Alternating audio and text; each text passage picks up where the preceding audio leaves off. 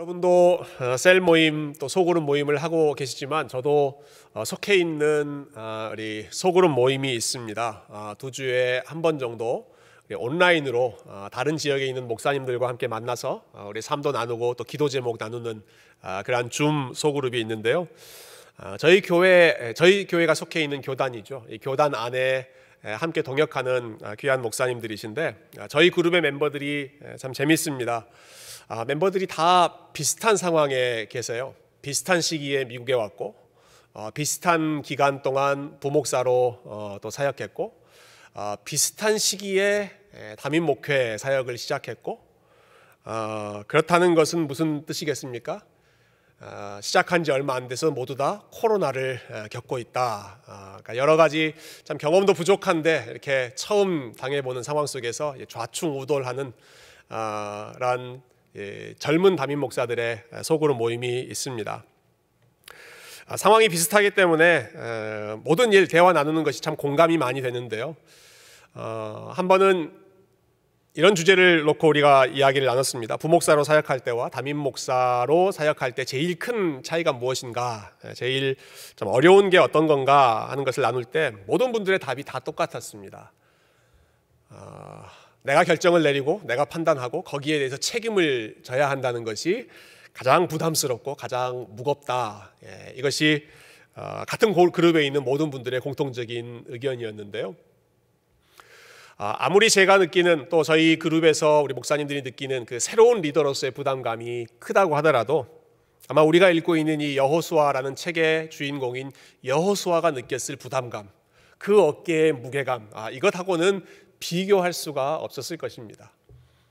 한 교회를 이끄는 것과 한 나라, 여러분 이스라엘 백성들이 얼마나 숫자가 많았습니까? 수백만이 되는 그 백성들을 이끌어 가는데 나의 말 한마디, 나의 생각 하나, 나의 판단, 나의 선택 하나가 온 전체에 영향을 끼친다라고 하면 정말 웬만한 사람은 떨려서 어떠한 결정을 내리기가 쉽지 않았을 것입니다.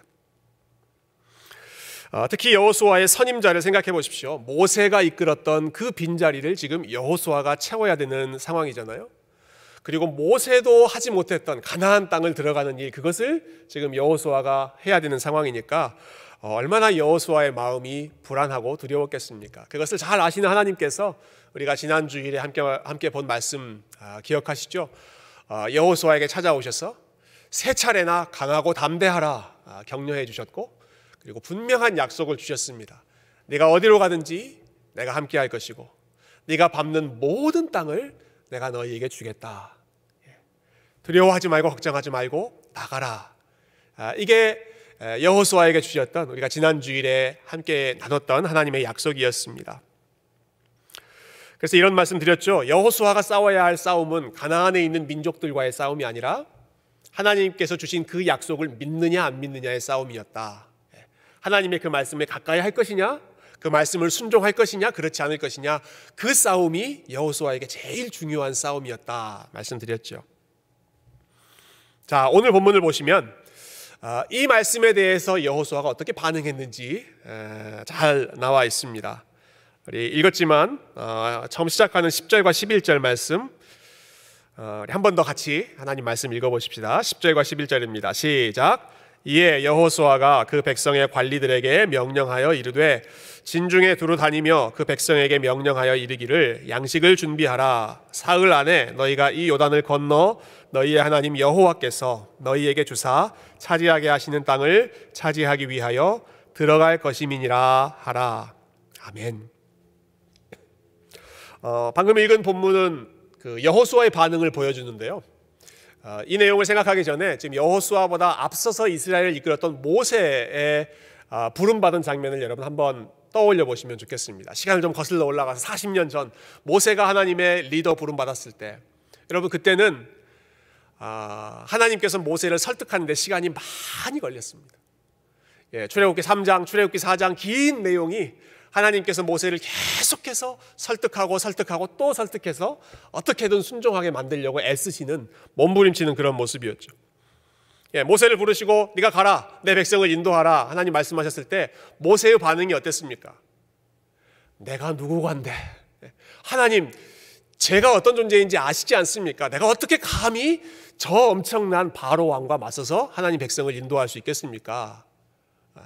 가당치도 않은 일입니다. 하나님께서 달래시죠. 가라, 내가 너와 함께 하겠다.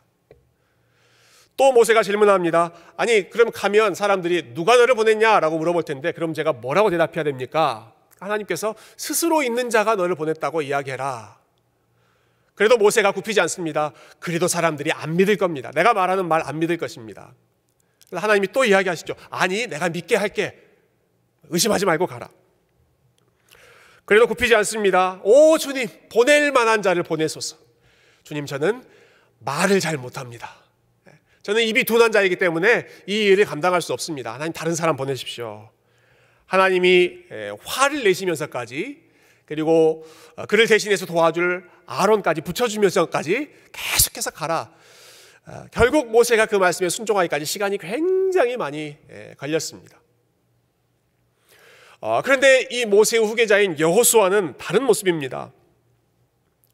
여호수아는 모세보다 훨씬 더 글쎄요, 믿음이 있는 사람이었는지 잘 준비된 리더였는지 모르겠습니다. 하나님께서 여호수아에게 내가 함께 갈 테니까 가라 라고 말씀하셨을 때 그 말씀이 지난주에 읽었던 9절까지의 말씀이죠. 그리고 오늘 읽은 이 10절, 그 사이에는 공간이 없습니다. 뭐 실갱했다는 그런 말 없습니다. 그냥 여호수아가 그 말씀을 그대로 실행으로 옮깁니다. 모여있는 이스라엘 백성들에게 찾아가서 여러분 준비하십시오. 이제 3일 안에 우리가 요단강 건너서 가나안 땅 들어갈 것입니다. 하나님께서 가라 라고 하셨을 때 여호수아는 예 하고 이스라엘 백성들을 준비시켰습니다. 모세가 했던 것처럼 하나님, 내가 누구 관대 저 가나안 땅을 정복할 수 있겠습니까? 질문하지 않고요.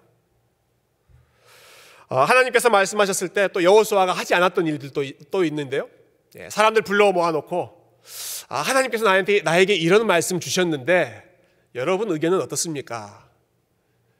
사람들하고 상의하지 않습니다. 회의하고 리더들 모아놓고 상의하지 않습니다. 혹은 40년 전에 했던 것처럼 스파이들, 정탐꾼들을 보내는 일도 여호수아는 하지 않았습니다. 그 상황이 어떤지, 그 땅이 어떤지 우리 좀 잘 정보를 파악하고 그 다음에 들어갈 건지 말 건지 결정하자. 그러한 단계를 거치지 않고 여호수아는 어떻게 합니까? 가라. 예. 아주 심플하게 이 스토리가 전개되고 있죠. 하나님께서 내가 함께 하겠다 말씀하시고 여호수아는 알겠습니다. 이스라엘 백성들이여 준비하십시오. 우리 이제 들어갑니다. 3일 안에 우리가 저 땅 안에 들어갈 것입니다. 어떻게 이런 일들이 가능했을까? 이유는 딱 한 가지죠. 여호수아의 마음 가운데 하나님이 함께 하신다. 그리고 하나님이 함께 하시면 우리는 이길 수 있다. 우리는 저 땅으로 들어갈 수 있다. 요단강도 건널 수 있다. 저 엄청난 백성들도 우리가 싸워서 이길 수 있다. 하나님이 함께 하시면 그 하나님의 약속을 믿었기 때문에 의심하지 않고 질문하지 않고 다른 방법 사용하지 않고 예 주님 그렇게 하겠습니다. 두말하지 않고 순종하는 예스맨 순종의 모습이 오늘 여호수아가 보여주는 참 귀한 믿음의 모습입니다. 아마 이 모세와 다른 이 여호수아의 모습은 여호수아의 개인적인 인격 혹은 믿음이 탁월했기보다는 저는 이 여호수아라고 하는 책이 보여주는 이 새로운 시대 그리고 하나님 앞에 승리하는 그 길이 어디 있는가, 그것은 두말하지 않고 그냥 하나님께 순종하는 것이다. 말씀하시면 아무리 어려운 일이 있다고 하더라도 내가 어떤 존재인지 내가 할 수 있는 게 뭔지 그런 거 따지지 않고 말씀하시면 순종하고 말씀하시면 그냥 가고 부족해도 하나님 위에서 살아가는 여러분 이러한 순종의 모습이 가나안 땅을 나아갈 수 있는 그 첫 번째 믿음의 단계였고 지금도 저와 여러분에게 우리 하나님께서 원하시는 가장 기뻐하시는 모습이 이와 같이 순종하는 하나님의 약속을 분명하게 믿고 나아가는 모습인 줄로 믿습니다. 여러분 하나님께서 우리에게 마음의 부담을 주시면 하나님께서 우리에게 주시는 말씀이 있으면 의심하지 않고 따지지 않고 재지 않고 yes man 주님 그렇게 하겠습니다 따라갈 수 있는 그러한 믿음의 사람들, 순종의 사람들이 다 되실 수 있기를 주님의 이름으로 축원드립니다.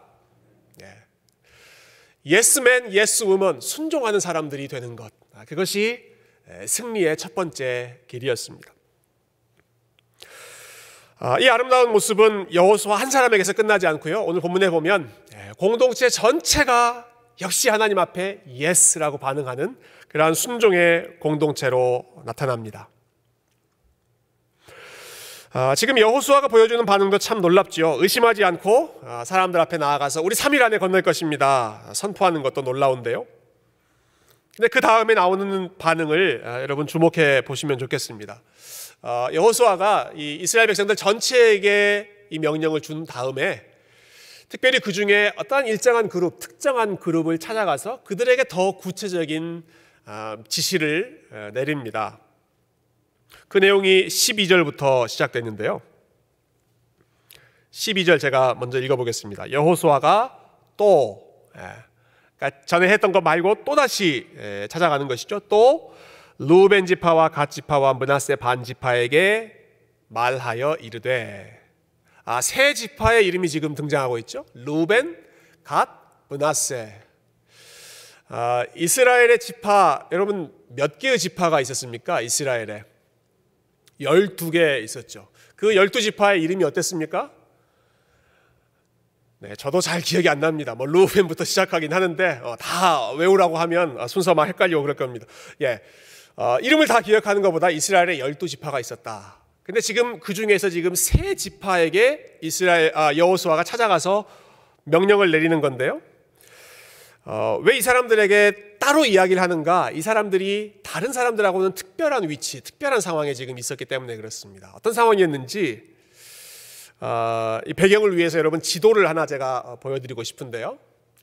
이 지도를 여러분 우리가 여호수아를 공부할 때 꼭 기억해야 되는 중요한 자료입니다.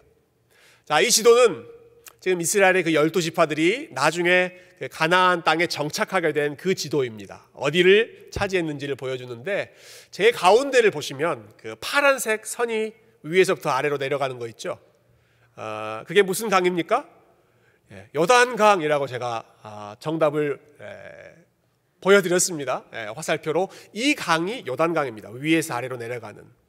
그러니까 지금 이스라엘 백성들은 이 강을 건너서 서쪽으로, 왼쪽으로 걸어가는 것인데, 사람들은 지금 다 그 요단강 동쪽에 집결해 있습니다. 12지파가 다 거기에 모여 있습니다.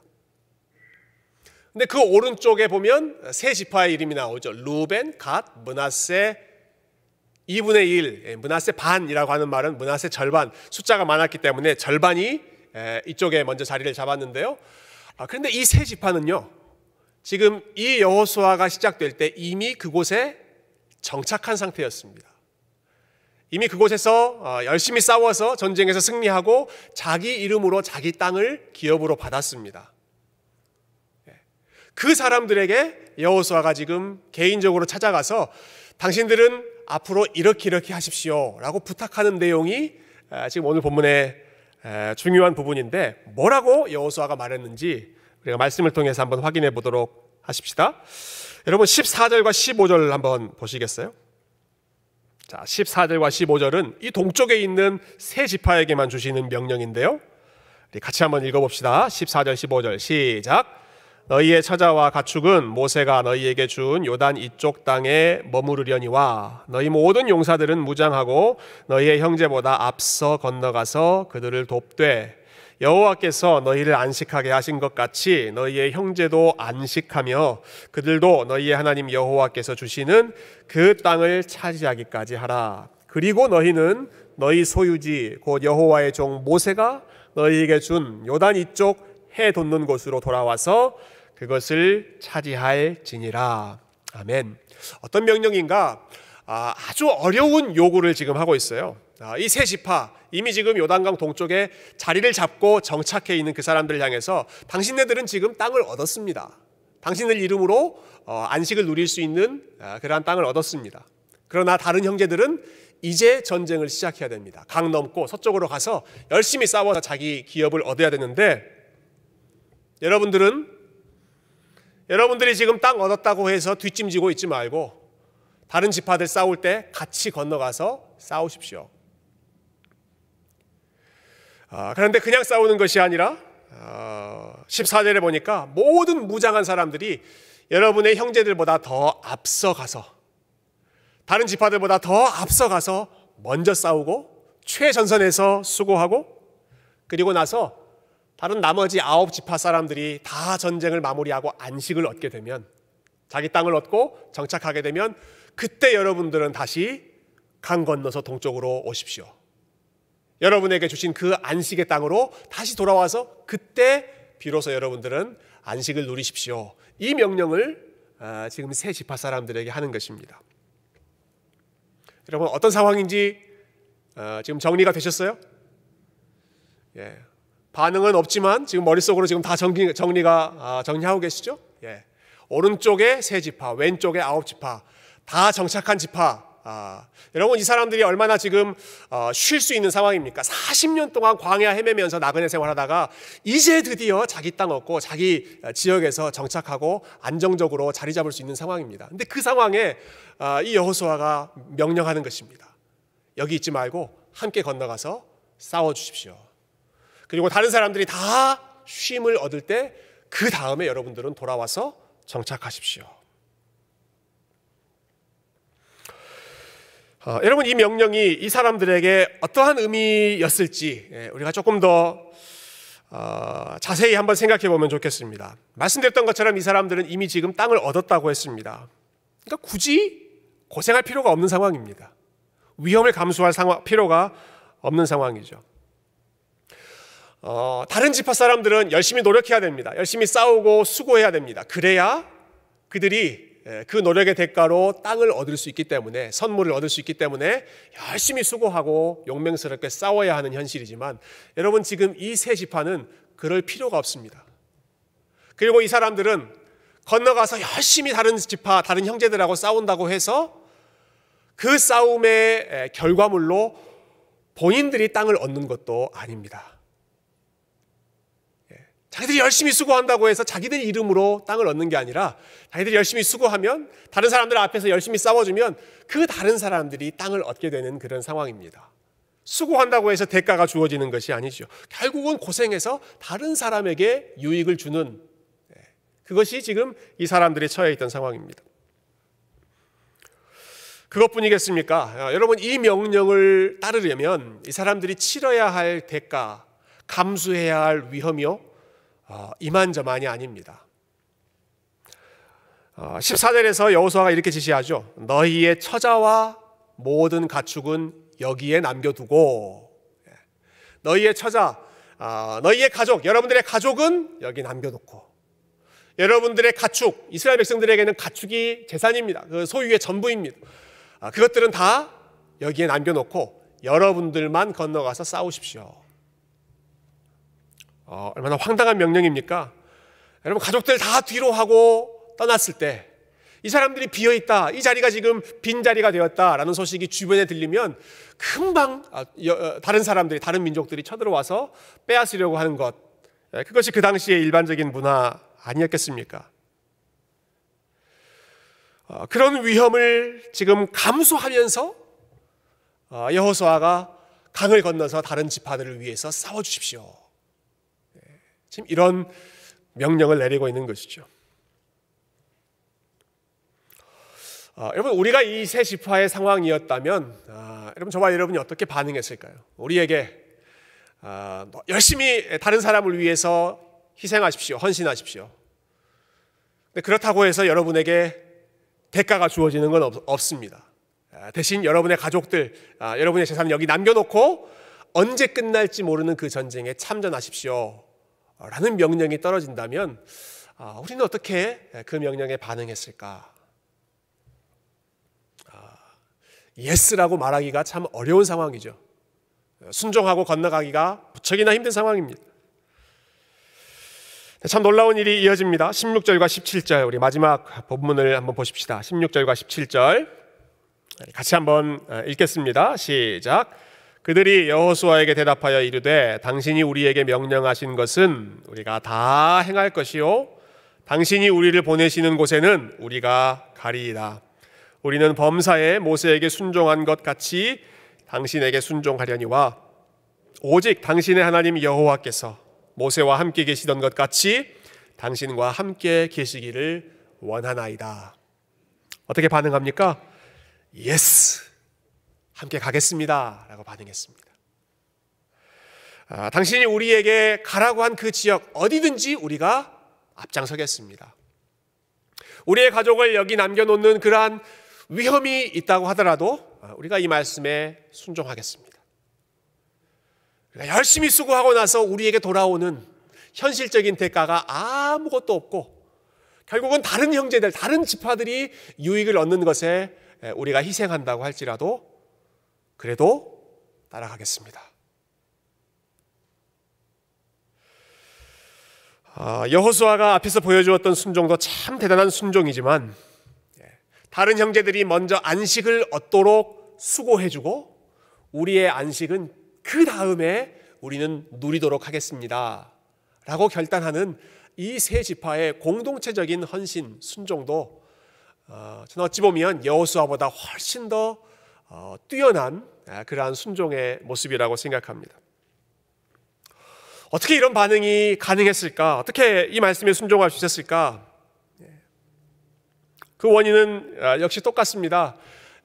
이 상황 가운데 하나님께서 우리와 함께 하신다는 믿음이 있었고 그리고 이 일에 순종하는 것을 하나님이 기뻐하신다. 그러한 확신이 있었기 때문에 이 말씀에 순종할 수 있었던 것이죠. 비록 우리가 위험한 곳으로 지금 들어간다고 하지만 하나님께서 우리와 함께 하실 것이다. 우리가 이 모든 과정을 끝날 때까지 우리를 안전하게 지켜주실 것이고 다시 안전하게 우리의 원래의 집으로 되돌려 주실 것이다 하는 믿음이 이 사람들에게 있었습니다. 본인들의 빈자리, 본인들이 두고 온 가족들, 우리들이 그 자리를 비워놓는다고 해서 다른 민족들이 와서 빼앗아가고 망가뜨리는 것이 아니라 역시 이곳도 하나님께서 안전하게 지켜주셔서 우리의 빈자리가 느껴지지 않도록 하나님께서 책임져 주실 것이다.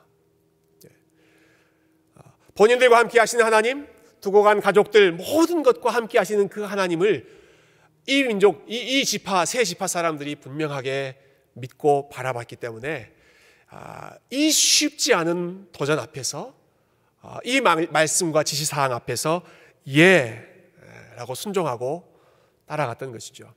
그 후에 이어지는 내용은 우리가 앞으로 살펴보겠지만 이 말씀처럼 다른 모든 지파들, 형제들이 다 싸워서 이기고 땅을 얻고 안전하게 정착할 때까지 수고해 준 다음에 이 세 지파는 돌아와서 비로소 자기 집으로 돌아가고 그 땅을 누리는 삶을 시작하게 됩니다. 심지어 이 사람들은 이 명령을 내리는 여호수아를 축복하고 격려하기까지 하는데요. 17절에 보면 여호수아에게 이렇게 말하죠. 하나님께서 모세와 함께 하셨던 것처럼 하나님께서 여호수아 당신과도 함께 하시기를 원합니다. 우리가 그렇게 기도하겠습니다. 18절 마지막에 보면 이 세 지파가 이 여호수아를 향해서 강하게 또 격려합니다. 당신은 두려워하지 말고 강하고 담대하게 흔들리지 말고 하나님의 말씀 분명하게 순종하십시오. 우리가 함께 하겠습니다. 얼마나 여러분 여호수아의 마음이 긴장되고 지금 불안한 마음이겠습니까? 그런데 하나님이 함께 하시겠다는 그 약속을 이 사람들이 컨펌 해주는 것입니다. 우리가 함께 하겠습니다. 우리가 이 명령에 순종하겠습니다. 우리도 하나님이 우리를 지켜주실 것을 믿습니다. 함께 가십시다. 참 너무너무 아름다운 참 이스라엘 역사에서 이런 일들이 과거에 있었을까? 제가 생각하기에는 거의 전무후무한 이렇게 공동체가 하나님 앞에 순종하고 이렇게 공동체가 하나님의 말씀 앞에 하나 되었던 때는 참 보기 어려운 그러한 장면을 오늘 우리가 함께 말씀을 통해서 읽었습니다. 여러분 오늘 본문의 스토리를 간단하게 말씀드렸는데요. 여러분 이 본문의 이야기, 특별히 이 세 지파 사람들이 이 명령 앞에 보였던 반응, 순종했던 모습을 보실 때 여러분 어떤 느낌이 드시나요? 여러분 이런 사람들의 모습이 여러분 어떻게 느껴지십니까? 자기가 쉴 수 있는 권리가 있는데 포기하고 자기 가족들의 위험조차 감수하고 고생한다고 해서 얻을 수 있는 것이 없음에도 불구하고 다른 사람의 유익을 위해서 우리가 앞장서서 헌신하겠다 이렇게 결단하는 이 세 지파의 모습이 여러분 참 귀하다, 아름답다라고 느껴지십니까? 아니면 저 사람 참 무모하다, 어리석다, 세상 물정 모른다, 이런 생각이 드십니까?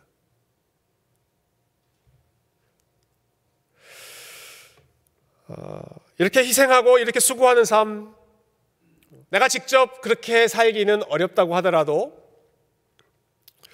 적어도 예전에는 이렇게 살아가는 사람들을 좀 귀하게 여기고 또 존경하는 그러한 분위기가 사회 가운데 많이 있었던 것 같습니다.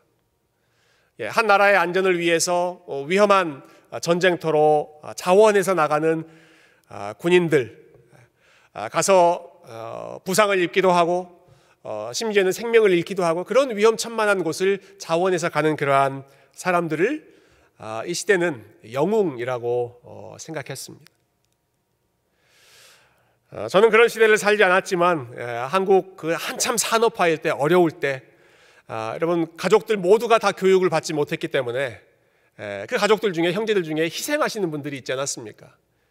형, 누나, 제일 큰 공장에 나가서 일할 수 있는 사람들은 가서 돈을 벌고 그래서 오히려 가족들 뒷바라지하고 동생들 뒷바라지하고 그래서 공부시키고 안정된 삶을 살 수 있도록 그렇게 희생했던 사람들, 그러한 사람들이 이 시대가 가족들이 든든하게 설 수 있도록 도와주었던 그러한 가족의 영웅들이었죠.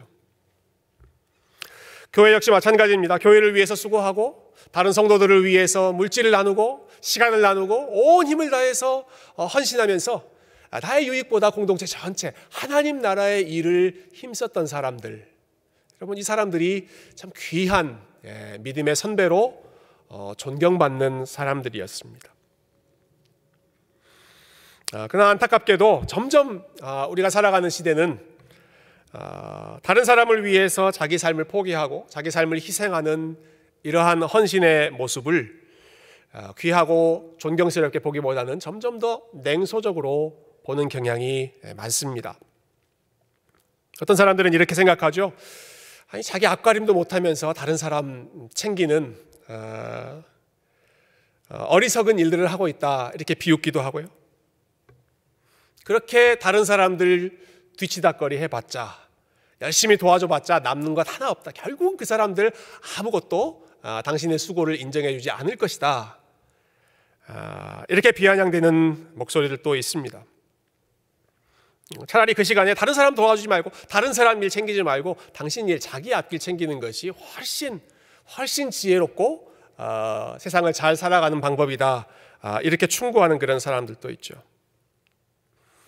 점점 시대가 헌신, 섬김, 희생 이러한 가치들을 귀하게 여기지 않는, 물론 인간의 삶이 언제나 그랬지만 점점 이 시대가, 특별히 우리가 코로나 시대를 겪으면서 점점 나의 안전, 나의 그 안위가 더 중요하고 시급하게 느껴지기 때문에 다른 사람에게 손을 내밀고 다른 사람을 섬기고 챙기고 그것들을 점점 어리석은 것으로 보는 그런 경향이 점점 많아지고 있습니다.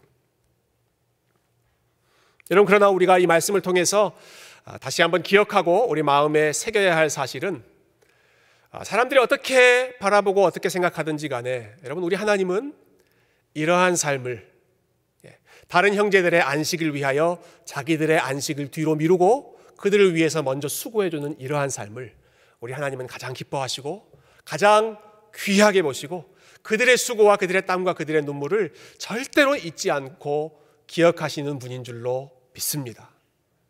여러분, 하나님은 섬기는 자, 헌신하는 자, 다른 사람을 위해서 수고하는 자를 귀하게 여기십니다. 다른 사람이 먼저 안식에 들어갈 수 있도록 내가 양보하고 그들을 도와주는 삶, 우리 주님께서 무엇보다 높이 평가하시는 삶입니다. 왜냐하면 이 삶이야말로, 이러한 모습이야말로 우리 주님께서 몸소 이 땅 가운데 오셔서 직접 보여주셨던, 우리 보고 따라오라고 직접 걸어가셨던 길이기 때문에 이 길을 따라가는 사람들의 삶을 우리 주님께서 누구보다도 더 사랑하고 귀하게 여기지 않으시겠습니까? 저희가 새해를 들어서 또 성경 통독 시작하고 있는데요. 공동체적 성경 읽기 스케줄에 맞춰서 성경을 조금씩 읽고 계신 분들은 아마 지난주에 창세기 말씀 읽는 것 마치셨을 거라고 생각합니다. 창세기 말씀 읽으면서 또 오늘 본문을 묵상하면서 좀 떠오른 생각이 있습니다. 여러분, 창세기를 보면 계속해서 되풀이되는 그 반복되는 패턴이 하나 있는데요. 중요한 원리입니다. 형은 동생을 사랑하지 않는다 하는 원리입니다. 여러분, 창세기에 보면 이 원리가 계속 반복됩니다. 형은 동생을 위해 희생하지 않습니다. 동생을 위해 양보하지 않습니다. 최초의 형제 가인과 아벨 어땠습니까? 형 가인이 아벨을 도와주고 아벨을 지켜주는 것이 아니라 오히려 아벨을 죽이는 그러한 일을 저지르죠. 하나님께서 아벨을 찾고 계실 때 이 가인이 뭐라고 이야기합니까? 내가 내 동생을 지키는 자입니까? 모른 척했습니다. 무시해버렸습니다. 그 다음에 유명한 형제 쌍둥이 형제 에서와 야곱은 어떻습니까? 형 에서가 역시 동생, 물론 그 동생이 흠이 많은 그런 동생이었습니다마는 동생을 오히려 또 죽이려고 하고 그것 때문에 집에서 도망쳐야 하는 그러한 상황이 펼쳐집니다.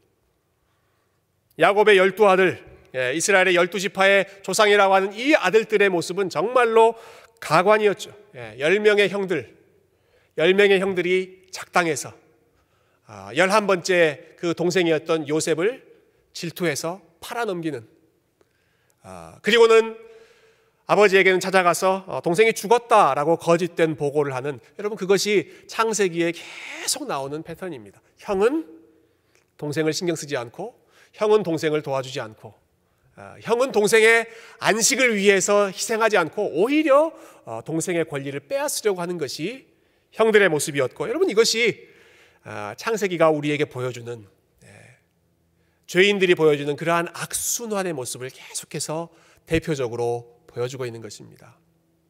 죄인의 특징이 무엇인가? 다른 사람을 위해 희생하지 않는다는 것이죠. 먼저 된 자로서 동생을 위해서 살아가는 것이 아니라 오히려 그 안식의 권리를 빼앗는 것이 죄인들의 악순환이었습니다. 예수님께서 하신 일이 무엇입니까, 여러분? 예수님은 그 악순환의 고리를 끊으신 겁니다. 그 악순환의 고리를 끊으신 겁니다. 끊임없이 서로의 안식을 빼앗으려고 하는 그러한 그 안식 쟁탈전의 삶에 그 죄악된 세상 가운데 주님께서 내려오셔서 어떻게 하십니까? 예수님의 그 삶을 여러분 기억해 보십시오. 하늘에서 모든 천사들의 찬양을 받으면서 풍성하게 안식을 누리실 수 있는 그 분께서 그 모든 것을 다 포기해버리고 이 땅 가운데 내려오셔서 사람과 같이 되시고 종이 되시고, 그래서 그 사람들을 섬기는 위치까지 낮아지신 분이 우리 주님의 모습이죠. 먼저 된 자가 나중 된 자를 섬겨야 한다 말씀하셨고, 높은 자가 낮은 자를 섬겨야 한다 말씀하셨고, 그 섬김, 그 모범을 보여주시기 위해 예수님께서 직접 제자들 앞에 무릎을 꿇고 그들의 발을 씻겨주시면서 제자들이 쉴 수 있도록, 제자들의 삶이 잠깐이라도 안식을 누릴 수 있도록 본인의 권리를 포기하셨습니다. 주는 자가 받는 자보다 복되다 주님 말씀하셨고요. 한 걸음 더 나아가서는 어떻게 주는 것, 어떻게 섬기는 것이 더 복된 일인가? 나에게 되갚을 수 없는 사람에게 섬기는 것이 더 복되다라고 말씀하셨죠. 내가 이만큼 잘해줬을 때 그 사람이 나에게 리턴해 줄 수 있는 그런 사람에게 도와주고 섬기는 것보다 내가 아무리 잘해줘도 나에게 다시 리워드를 줄 수 없는 사람, 그 사람을 위해서 섬기고 희생하는 것이 더 복되다. 왜? 그 사람들이 너희들에게 갚지 못할 때 하늘 아버지께서 너희들에게 더 풍성하게 갚아주실 것이기 때문에 사람들에게 돌려받지 못한다고 할지라도 하나님이 주시는 상을 바라보며 나누고 베풀고 희생하는 삶, 그 삶이 가장 복되다는 삶을 예수님께서는 말씀하셨고, 예수님께서는 그 모습을 직접 보여주셨고, 저와 여러분에게 안식을 주시기 위해서 주님은 끝까지 죽음의 길, 죽기까지 순종하시고 십자가의 길까지 마다하지 않고 걸어가셨습니다.